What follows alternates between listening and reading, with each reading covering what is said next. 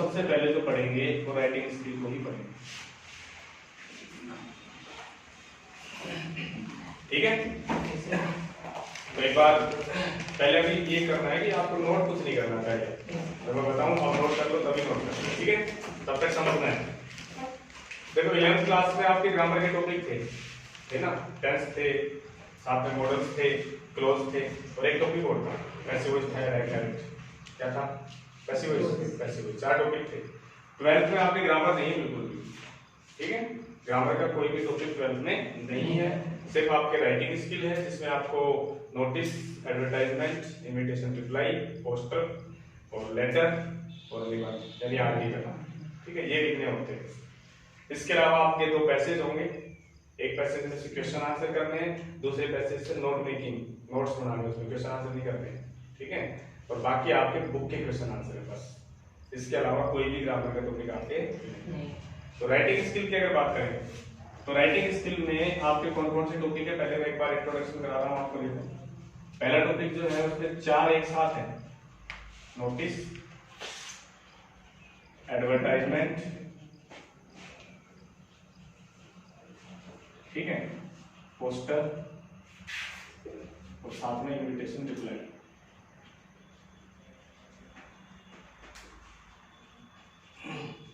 ये पूरा का पूरा जो टॉपिक है ये मिला करके आपके सिलेबस में 4 नंबर, कितने नंबर का है, 4 नंबर, ठीक है।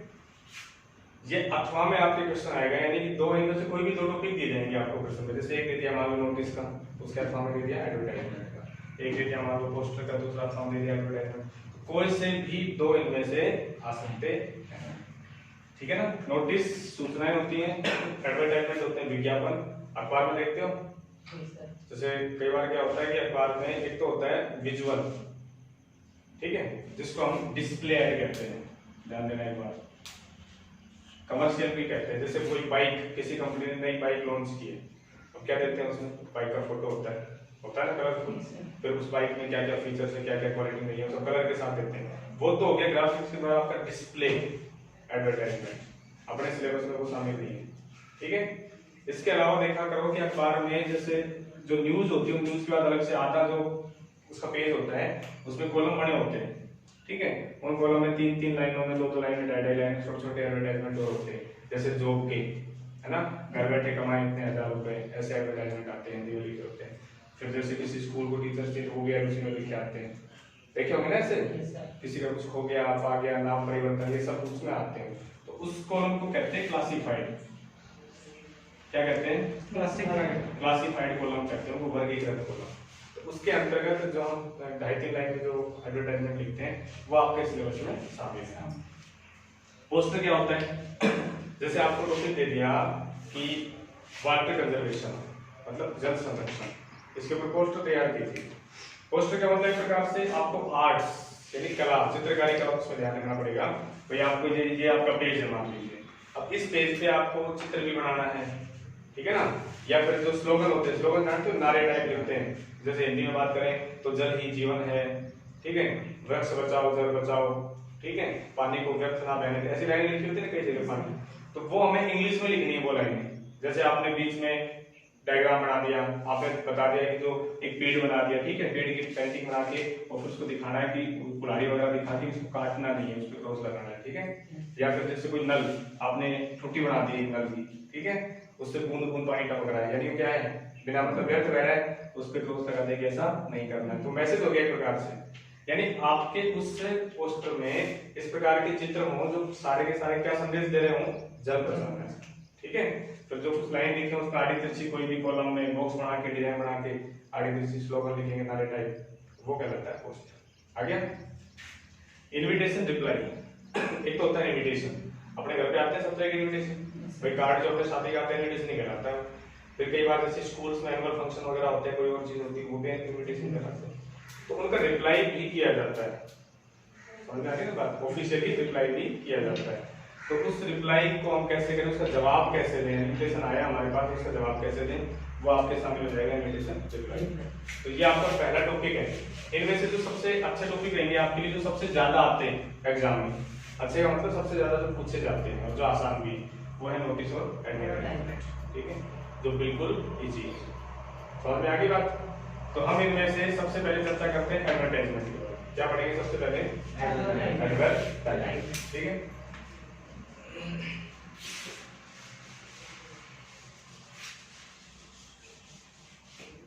देखो एडवर्टाइजमेंट के बारे में बता दिया आपने को। डिस्प्ले वाले नहीं पढ़ने, कैसे पढ़ने? क्लासिफाइड कॉलम के अंतर्गत जो लिखे जाते हैं वो पढ़ने। ठीक है, अब एडवर्टाइजमेंट में भी क्या क्या टॉपिक आपके बनेंगे उसको समझ लीजिए, यानी किस किस विषय पर विज्ञापन आपसे परीक्षा में पूछा जा सकता है लिखने के लिए। तो क्या ध्यान रखेंगे? सबसे पहला जो है वो आपका बनता है टॉपिक, मान लीजिए आपके पास कोई मकान है ना, शहर में आप रहते हैं, आपके पास कोई मकान है, आपने एक्स्ट्रा बना रखा है, तो आपको क्या करना है? उसको किराए पर देना है। तो किराए पर जब देना है तो उसके लिए हेडिंग बनती है 2 लाख। क्या हेडिंग बनेगी? 2 लाख। ठीक है ना, इसका मतलब हो गया आपके पास कोई भी मकान, कोई दुकान, कोई भी प्रॉपर्टी आप किराए पर देना चाहते हैं, तो उसके लिए हेडिंग बनेगी 2 लाख। फिर उसके नीचे लिखा जाएगा विज्ञापन। पहला टॉपिक। नंबर 2, मान लीजिए आपके पास कोई भी बाइक, कोई भी कार या कोई भी प्रोडक्ट, मोबाइल, आप उसको बेचना चाहते हैं, बेच सकते हैं अपनी चीज को, तो उसके लिए जो हेडिंग बनेगा वो क्या बनेगा? For sale. ठीक है ना, हमें कोई भी चीज, हमारी कोई भी चीज है वो अगर बेचने के लिए कहा जाता है तो हमारा टॉपिक हो गया फॉर सेल। नंबर 3, बेचनी है तो हमें खरीदनी भी पड़ सकती है। भाई हम नई कार नहीं खरीद सकते मान लो, या नई बाइक नहीं खरीद सकते, नया मोबाइल नहीं खरीद सकते, तो हम क्या करेंगे? पुराना तो खरीदना है। अब एक तो एक व्यक्ति के पास जा जाके कहाँ पूछते थे? एडवर्टाइजमेंट देख सकते हैं उस चीज के लिए। किसी के पास भी ऐसी क्वालिटी की चीज होगी तो हमसे संपर्क कर लेगा। तो वो होगी खरीदना की, जो इंग्लिश होगी क्या होगी? परचेज। तो टू परचेज हेडिंग बनती है उनके लिए, अर्थात इसके अंतर्गत आपको कोई भी चीज खरीदने के लिए एडवर्टाइजमेंट लिखवाया जा सकता है। नंबर 4, जैसे ये स्कूल है, अपना स्कूल, ठीक है ना, अब इस स्कूल में मान लीजिए मैथ की फैकल्टी अपने पास नहीं है, ठीक है, पुराने टीचर किसी कारण से हट गए, नए टीचर भी अवेलेबल नहीं है, तो स्कूल के डायरेक्टर क्या करेंगे? एक एक आदमी के पास तो फोन करेंगे नहीं, इतने थोड़ी ना कॉन्टेक्ट होते हैं सबके पास। उसके बाद वो एडवर्टाइजमेंट लिखेंगे आप किसके अंदर? अखबार में, कि हमारी संस्था में इस प्रकार से मैथ की जो पोस्ट है वो खाली है और हमें ये अनुभव चाहिए, इस प्रकार के अवसर दे सकते हैं, जो भी इस योग के उम्मीदवार है वो हमसे संपर्क करें। यही होता है ना। तो ऐसे जो एडवर्टाइजमेंट होते हैं उनकी भी जो हेडिंग बनती है उनको क्या कहते हैं? Situation vacant. Situations vacant. Vacant का मतलब होता है खाली। वैकेंट क्या होता है? खाली। ठीक है, इसका ठीक अपोजिट भी हो सकता है, सिचुएशंस रिक्वायर्ड। मान लीजिए अब स्कूल की बात नहीं कर रहे, मान लो मैं इंग्लिश टीचर हूँ, भाई मैं पुरानी जिन संस्थाओं में काम करता था, हो सकता है मैं वहाँ काम करना नहीं चाहता, तो अब या तो ठीक है मैं लोकल हूँ तो मुझे सब लोग जानते हैं, स्कूल वाले तो अपने आप से बात कर लेते हैं। अगर मैं किसी नई जगह जाके रह रहा हूँ, जयपुर में जाके रहने लग जाऊँ, अब वहां मुझे कोई नहीं जानता ना, तो मुझे खुद को काम तलाशना पड़ेगा। अब मैं हर स्कूल में अलग अलग थोड़ी चक्कर करता हूँ, इसके बजाय मैं ऐड दे सकता हूँ कि भाई मैं इस प्रकार से एक योग्य उम्मीदवार हूँ, इंग्लिश में मैंने ये डिग्री हासिल कर रखी है, इतने साल का टीचिंग एक्सपीरियंस है, लास्ट में उस स्कूल के साथ काम करता था। ठीक है, तो वो इसका विपरीत हो जाएगा कि हमें जॉब चाहिए। ये तो क्या था? संस्था को व्यक्ति चाहिए, ठीक है, और व्यक्ति को संस्था चाहिए, जॉब चाहिए, उसका विपरीत हो जाएगा सिचुएशन रिक्वायर्ड। समझ में आ गई बात? इसके अलावा आपका जो टॉपिक बनेगा वो है ब्राइड एंड ग्रूम। ठीक, ये देखिए ब्राइड, ब्राइड ग्रूम भी कह सकते हैं इसको, शॉर्ट में ग्रूम भी कह सकते हैं। ब्राइड का मतलब क्या होता है? वधू। ठीक है, क्या होता है? वधू। और ब्राइड ग्रूम का मतलब क्या होता है? वर। वर क्या होगा? ध्यान रहेगा नहीं? ब्राइड ग्रूम माने होता है वर और ब्राइड माने होता है वधू। अच्छा, एक आपका मैं कंफ्यूजन पहले दूर करना चाहता हूँ। अखबार में, संडे के अखबार में आते हैं इत्यादि चैप्टर, पूरा संडे का अखबार होता है, उसमें बीच में एक पेज कंप्लीट सिर्फ वैवाहिकी यानी मैट्रोमोनियल कहते हैं। क्या कहते हैं? मैट्रोमोनियल इंग्लिश में, और हिंदी में वैवाहिकी, विवाह से संबंधित उनके ऐड लिखे होते हैं, पूरा पेज भरा होता है, अलग अलग कास्ट वाइज उसमें कॉलम बने होते हैं, ब्राइड के अलग, ग्रूम के अलग, जिनको वर चाहिए वधू चाहिए, अलग अलग कॉलम होते हैं ना। अच्छा, कुछ लोगों की इसके प्रति ये भी थिंकिंग हो जाती है अखबार में ऐड क्यों किया जाता है? कौन लोग अखबार में ऐड देते हैं वर या वधू के लिए? तो तुमसे पूछा जाए कौन लोग हैं जो अखबार में ऐड देते हैं? अपने जैसे अपने आपके परिवार में आपके पापा की शादी हुई, आपके बड़े भाई की शादी हुई, उन्होंने अखबार में ऐड दिया? नहीं दिया ना। तो कौन लोग अखबार, आपके हिसाब से कौन लोग अखबार में ऐड देते हैं? हाँ बिल्कुल, ये सही जवाब है। बट कुछ लोग क्या सोचते हैं, कई लोग इसका नेगेटिव सोचते हैं कि जिनकी शादी नहीं हो रही है, ठीक है, वो अखबार में ऐड देते हैं। समझ में आ रही बात? ऐसा नहीं है, अखबार में ऐड वो लोग देते हैं जिनके पास इतना पर्याप्त समय नहीं है कि वो ऐसे इस प्रकार से मतलब 50 रिश्तेदारियों में 20 रिश्तेदारियों में जा के समय निकालें, देख देख के आए, इतना समय उनके पास नहीं है। समझ में आ गई बात? और बल्कि इसके साथ साथ एक फायदा और होता है उससे ये फायदा होता है कि चॉइसेस ज्यादा मिलती है, विकल्प ज्यादा मिल जाते हैं। जैसे आपके पापा हैं, वो आपके भाई के लिए अगर किसी वधु की तलाश में तो कितनी जगह जा पाएंगे? 10 जगह, 15 जगह, 20 जगह, थक लेंगे ना लास्ट में, और फिर किसी एक जगह तय कर देंगे, ठीक है भैया ये बढ़िया है ना। लेकिन अगर मान लीजिए आपके भाई जैसे योग्य हैं, गवर्नमेंट एम्प्लॉय कुछ भी हैं, बिजनेसमैन हैं, कुछ भी करते हैं, अगर उसका अखबार में ऐड दिया जाए तो उसको बहुत सारे लोग पढ़ेंगे ना, एक साथ करोड़ों लोग पढ़ रहे हैं, तो उनमें से बहुत सारे लोग इस चीज के इच्छुक होंगे, भाई ठीक है योग्य लड़का है, हम भी अपनी लड़की इनके साथ शादी कर सकते हैं, कोई प्रॉब्लम नहीं है। तो वो सब आपके पास अपने डॉक्यूमेंट्स जो भी हैं या फिर फोटो, पोर्टफोलियो, डेटा, वो सब भेजेंगे। तो एक तो सिर्फ 20 लोग से आप संपर्क कर पाए, एक अभी आपके पास सैकड़ों लोगों के ऊपर आए, तो चॉइस ज्यादा होगी ना, विकल्प ज्यादा होंगे, और जितने ज्यादा विकल्प होंगे उतना ही बेहतर सिलेक्शन कर सकते हैं। आप समझ में आ गई? तो उससे ये फायदा मिल जाता है, इसलिए ब्राइड और ग्रूम के एडवर्टाइजमेंट अखबार में लिखे जाते हैं। आगे बात समझ में? तो ये टॉपिक हमें करने हैं सारे। मैंने पहले टॉपिक्स का परिचय करवाया है कि भाई हमें कोई चीज किराए पर लेनी है या देनी है, पहली चीज। दूसरी चीज हमें कोई चीज खरीदनी है या बेचनी है। तीसरी चीज हमें कोई भी जो नौकरी चाहिए या नौकरी पे हमें कोई व्यक्ति चाहिए, ठीक है। या फिर चौथी चीज ब्राइड एंड ग्रूम। आपके मोस्ट टॉपिक ये है, इनमें से ही एक एडवर्टाइजमेंट आ जाएगा। समझ में आ गए सबको टॉपिक्स? Yes sir. अब अपन इनमें से सबसे पहले टॉपिक की बात करते हैं, टू लेटर कैसे लिखा जाए एडवर्टाइजमेंट। इनमें सब में समानता है, बिल्कुल घबराने की आवश्यकता नहीं कि भाई रखना पड़ेगा, सब एक जैसे रहेंगे, थोड़ा थोड़ा चेंज होगा, ठीक है। थोड़ा चेंज क्या होगा, जैसे मान लो किसी मकान के बारे में लिख रहे हैं, तो मकान हमें बेचना है, ठीक, तो मकान बेचना है तो मकान के बारे में क्या क्या लिखोगे आप, बताओगे ना उसके बारे में कि इसमें रूम्स कितने हैं, ठीक है, किचन अलग से है कि नहीं है, लाइट बाथ की सुविधा है कि नहीं है, और सबसे मेन चीज बिजली और पानी की सुविधा है या नहीं। और क्या लिखेंगे, मकान किस जगह पर है, जगह बतानी पड़ेगी ना भाई, इस जगह पर मकान है, कितनी जगह है ना, कितनी जगह में बना हुआ है। और इसके अलावा एक और चीज लास्ट में कीमत, हम क्या कीमत उसकी मांग रहे हैं, ठीक है। और सबसे लास्ट में कॉन्टेक्ट डिटेल, अपनी कॉन्टेक्ट डिटेल इस नंबर पे कॉन्टेक्ट कर लें, या इस एड्रेस पे कॉन्टेक्ट कर लें, या इस ईमेल आईडी के ऊपर कॉन्टेक्ट कर लें। Clear?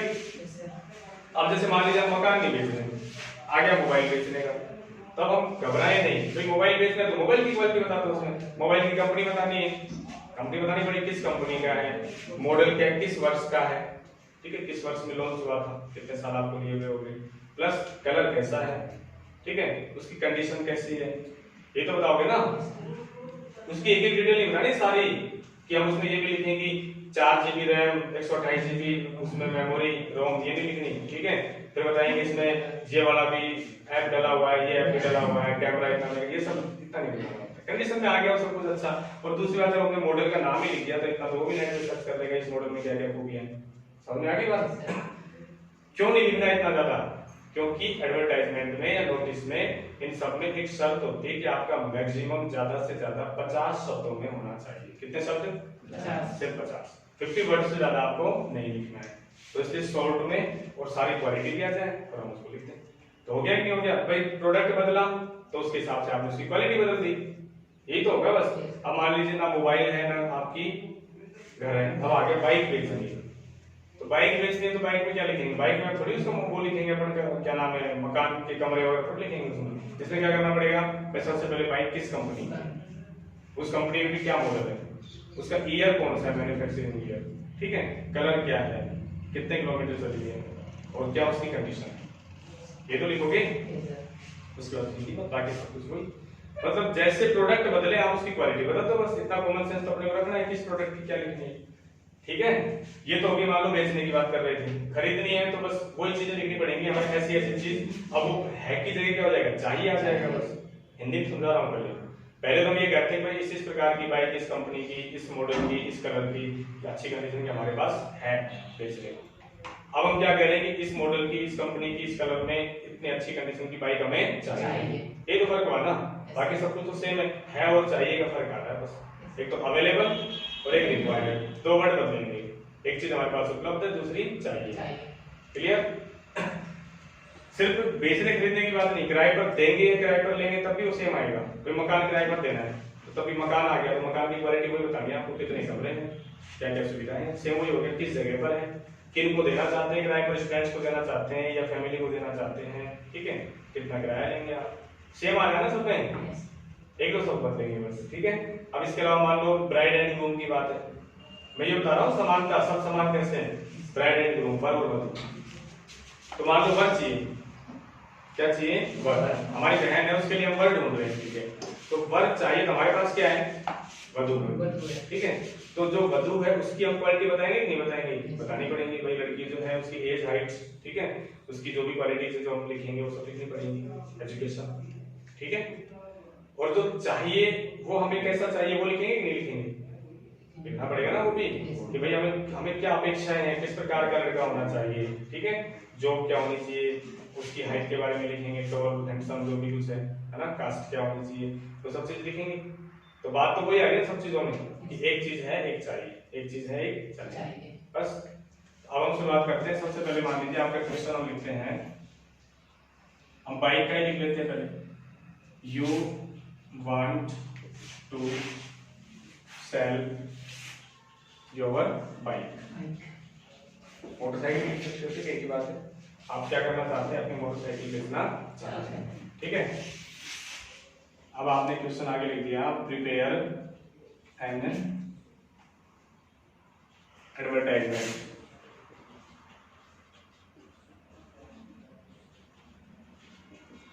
To be published in the, या फिर लिखा हुआ आएगा, कौन से कॉलम में करते हैं हम, क्लासिफाइड कॉलम में करते हैं, in the classified column of A newspaper.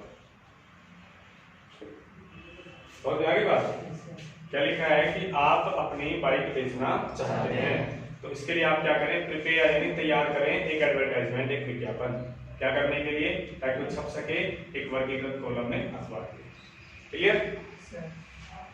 अब कोई भी एडवर्टाइजमेंट जब हम लिखेंगे तो सबसे पहले हमें लिखनी होती है उसकी हेडिंग, क्या लिखनी होती है, हेडिंग। अब मैंने बताया था कि चीज हम बेच रहे हैं, तो बेचने की क्या नहीं बताई थी, फॉर सेल, क्या बताई थी, कैपिटल लेटर्स में लिखेंगे, बड़े अक्षरों में, फॉर सेल, इसको अंडरलाइन कर देंगे।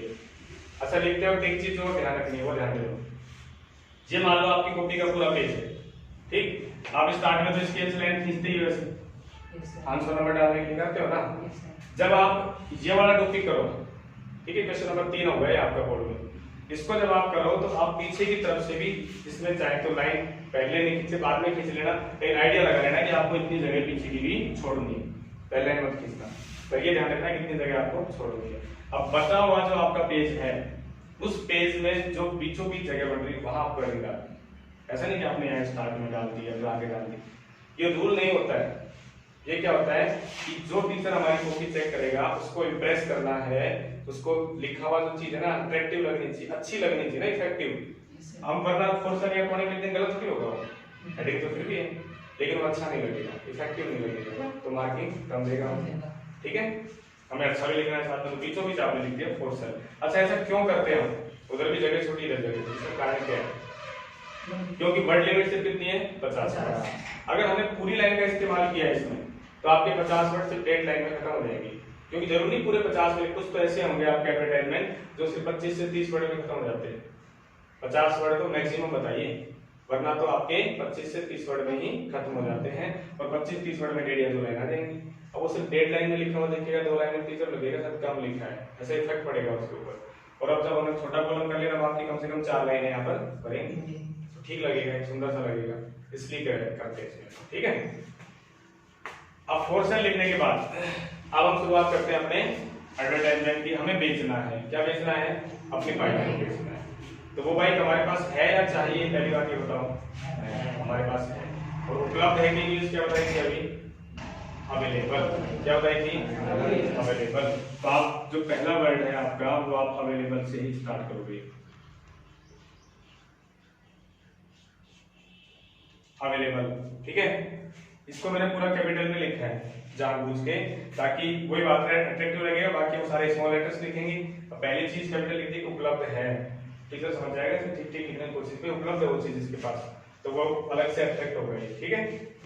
अब हमारे पास क्या है, एक बाइक है, इस बाइक की हमें जो भी क्वालिटी लिखनी है ना, एक साथ नहीं लिखनी, मतलब कोमा लगा लगा के करना है हमको, ये नहीं कि अलग अलग सेंटेंस बनाए, बड़े बड़े सेंटेंस नहीं बनाने, एक ही सेंटेंस में अलग अलग फ्रेज छोटे छोटे वाक्य बनाते हुए उनको लिख देना। कैसे? सबसे पहले क्या बताओगे? अवेलेबल ए। अब सबसे पहले बाइक क्यों लिखे? पहले कंपनी का नाम लिखते हैं, अपन लिखते हैं हीरो की लिख देते हैं, ठीक है, ए हीरो। अच्छा हीरो तो हो गई कंपनी। अब इसमें हीरो में भी कई ब्रांड्स होते हैं ना, जैसे आपने कोमा लगा दिया, आपने लिख दिया सीडी डिलक्स, हो गया। अब ये कोई रटने की चीज थोड़ी, आप खुद ही मन से लिख रहे हो। अब हम मान लो लिख देते हैं इसका मॉडल, ईयर वाला मॉडल, वर्ष वाला होता है ना मॉडल, एक मॉडल 2017, हो गया। अभी तक हमने नाम और उसका मॉडल बताया, हम कलर भी बता सकते हैं, ठीक है। क्या बताएंगे? इन रेड, कुछ भी कलर लिख सकते हैं, रेड कलर या ब्लू, कुछ भी, व्हाइट, ब्लैक, कुछ भी, ठीक है। मॉडल भी कुछ भी लिख सकते हो। और कुछ भी का मतलब ये भी नहीं कि आप मतलब ऐसा करते करते इसमें मजाक के रूप में आप लिखते हो 1900 क्या नाम है 1726, और 1726 में भाई क्या पता इन्वेंट कुछ आविष्कार ही नहीं हुआ होगा उस टाइम पे, तो टीचर उस चीज को क्या मानेगा? आपके नंबर काट देगा वहां पर, ठीक है। ये तो मतलब ये तो ज्यादा मतलब मजाक के रूप में आ गया, ऐसे नहीं करना। तो इन रेड कलर हो गया। अब क्या करेंगे? आप उसकी कंडीशन भी बताएंगे, इन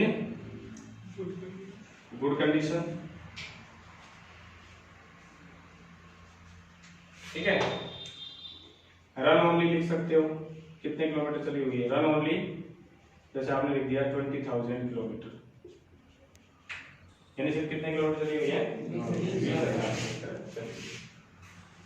उपलब्ध है। अब कोई रखने की चीज नहीं, एक एक करके खाली आपने क्वालिटी तो लिखी है, हीरो सीडी डिलक्स, मॉडल लिख दिया 2017, in red colour, good condition, run only इतने किलोमीटर, ठीक है। एक चीज आप जोड़ सकते हैं जो यहाँ पर आपने नहीं जोड़ी है सीडी डिलक्स के बाद, वो क्या थी? मोटरसाइकिल।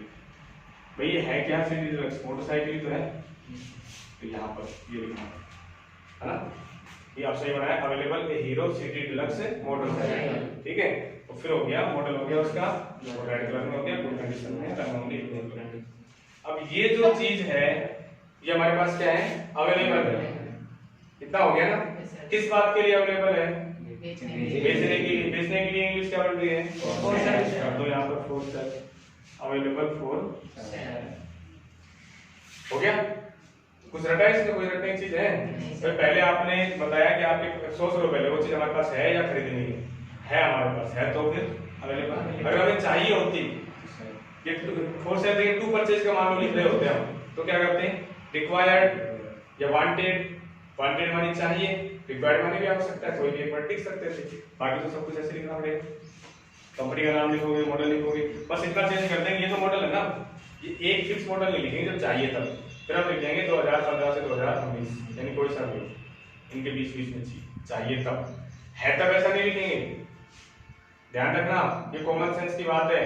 जैसे आपको मैंने बता दिया कि चाहिए तब हम लिख देंगे 2015 से 2019, लेकिन है तब किसी ने ऐसा कर दिया कि अवेलेबल पे मोटरसाइकिल और मॉडल में लिख दिया 2015 से 2019, इसका मतलब ये हो गया उसके पास चार मोटरसाइकिल है, 15 से 20 19 तक सारी हैं, ठीक है। तो ऐसा नहीं लिखना उसमें।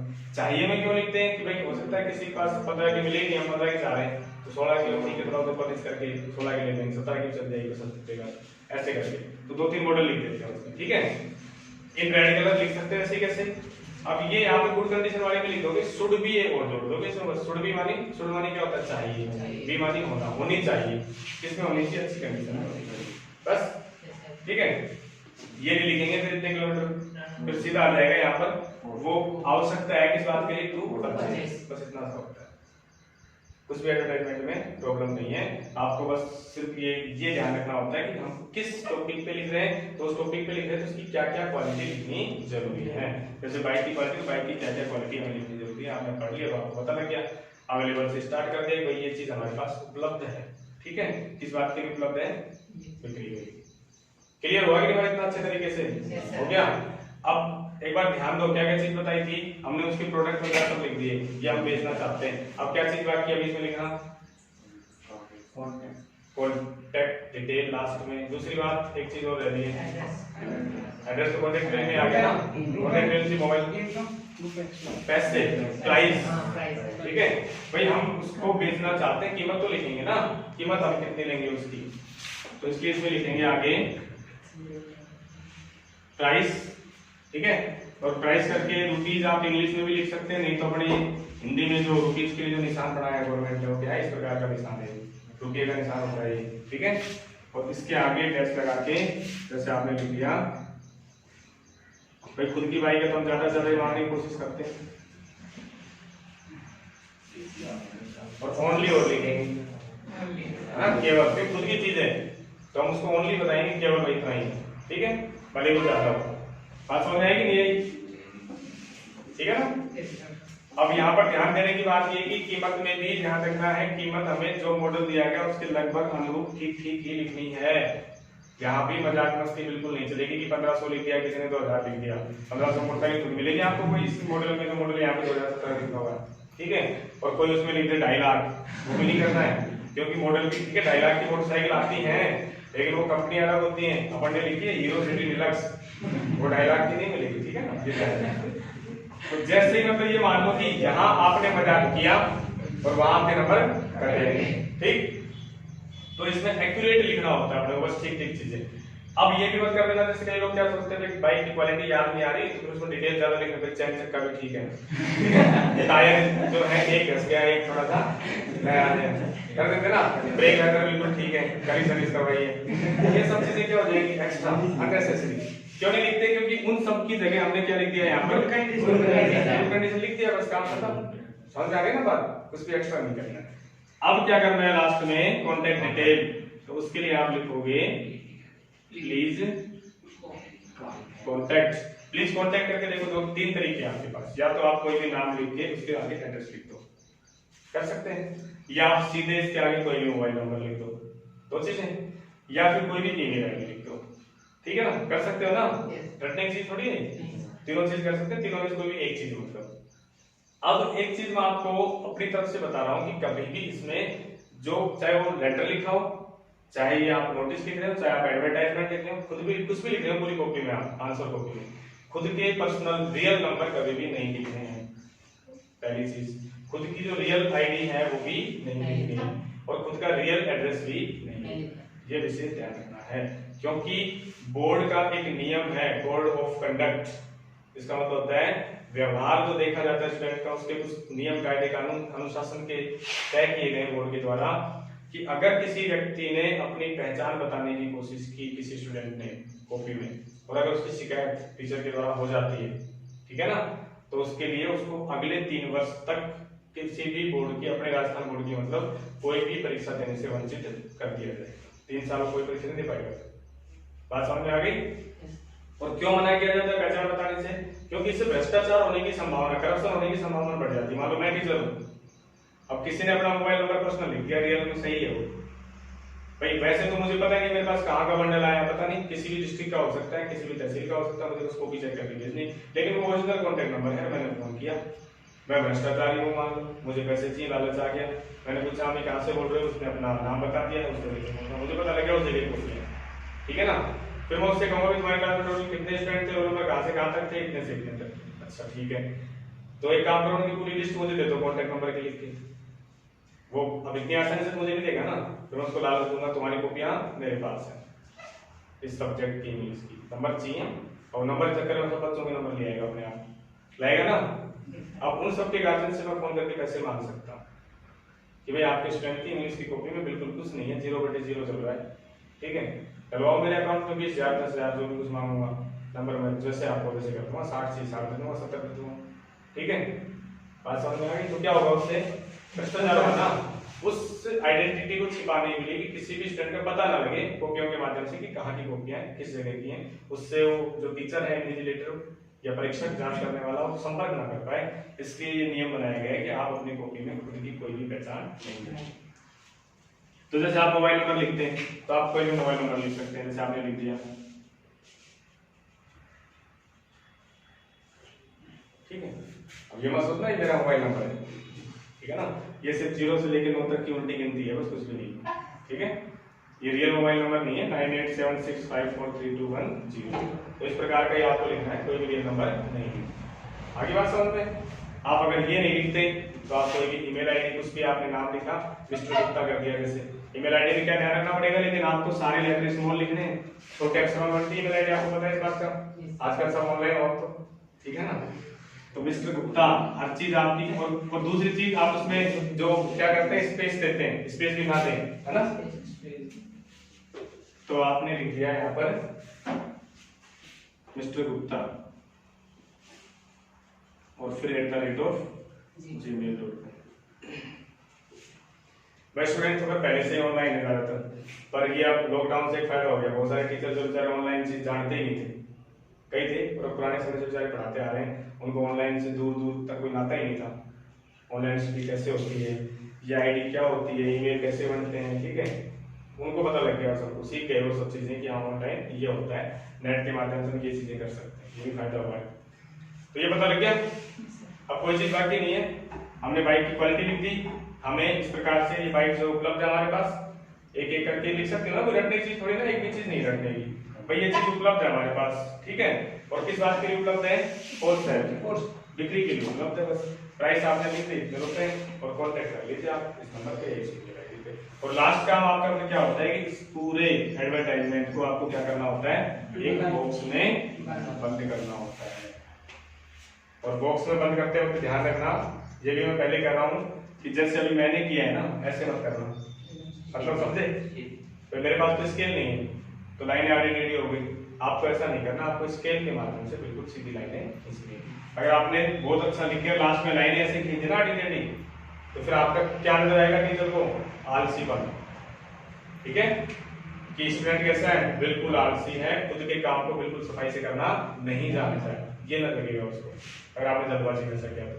तभी तो हम तुम्हें कटिंग वगैरह भी मना करते हैं, कॉपी में कटिंग मत क्या करो, वो इसलिए मना किया था ताकि कॉपी साफ सुथरी दिखनी चाहिए, लगे अनुशासित और पढ़ने वाला बच्चा है।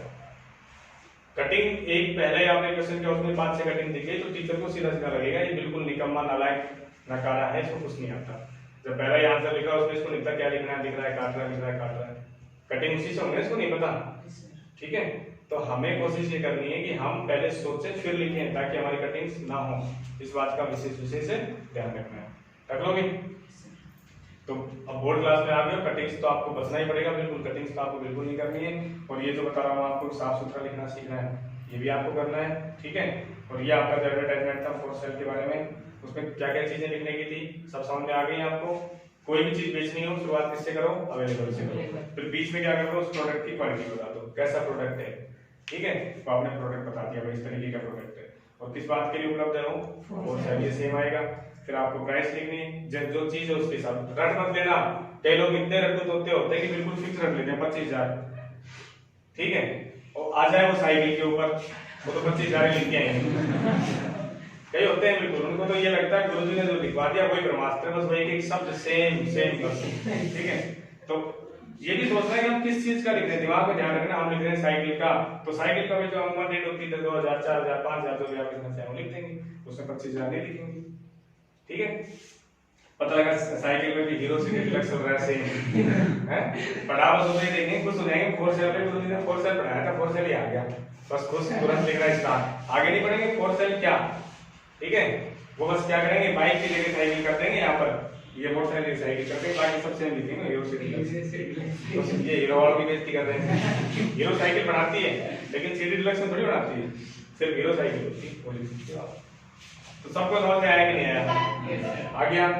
इसका विपरीत टू परचेज भी हो सकता है, इसी प्रश्न से आप समझ सकते हो कि आपको मान लीजिए एक बाइक खरीदनी थी, ठीक है, you want to purchase a bike, you want to purchase your bike नहीं होगा, क्या होगा, you want to purchase a bike, क्योंकि खुद की बाइक थोड़ी खरीदोगे, तो आपको एक बाइक खरीदनी है और उसके लिए एडवर्टाइजमेंट तैयार करना। तो पहला हेडिंग तो आपको क्या चेंज मिला है, यहाँ पर हेडिंग चेंज होगा, फॉर सेल की जगह क्या लग जाएगा आपका, टू परचेज लग जाएगा, ये पहला चेंज हो गया ना। Yes sir.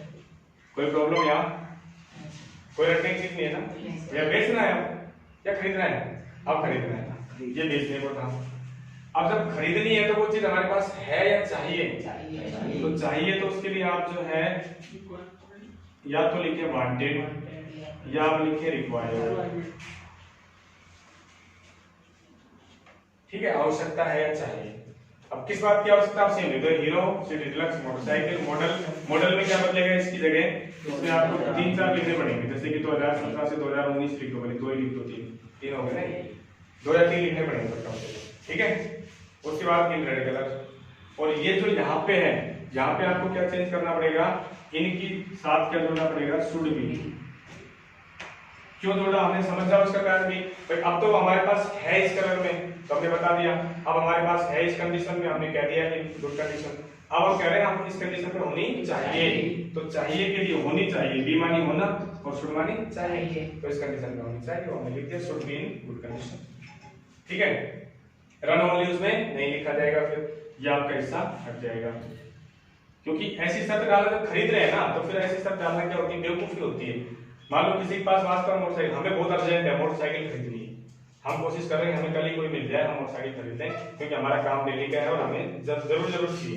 ऐसी स्थिति में हम ये सब चीज लिख दी हमने, और ऐसा मॉडल और ऐसी सब चीजें किसी आपके पास रियल में बाइक है, लेकिन अगर हमने ये शर्त डाल दी रन ओनली 20,000 किलोमीटर, अब क्या पता उस बेचारे की 20,200 किलोमीटर चली हुई हो, फालतू होगी ना, तो वो तो आपसे कांटेक्ट नहीं करेगा, वो तो सोचेगा भाई वो तो 20,000 केवल 20,000 की मांग रहा है, तो 20,200 तो नहीं लेगा।